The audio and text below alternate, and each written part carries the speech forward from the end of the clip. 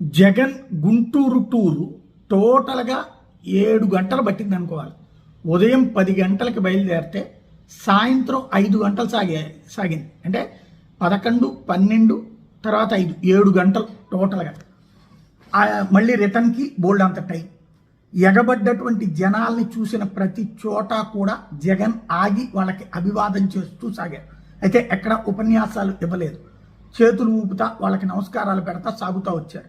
ఈ కారణంగానే గుంటూరు నగరంలోకి ప్రవేశించడానికే 4 గంటలు పట్టింది. 20 నిమిషాలు ప్రయాణం చేయగలిగేటటువంటి 20 నిమిషాల్లో రీచ్ కావాల్సినటువంటిది టోటల్గా 7 గంటలు సాగింది.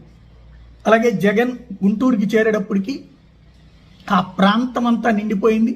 అంబటి రాంబాబు ఇంటి ప్రాంతం అంతా మొన్న భయంగా వణుకుతా అక్కడక్కడ కూర్చున్నటువంటి వైసీపీ కార్యకర్తలు ఇక ప్రాణం మీదకి వస్తే కనుక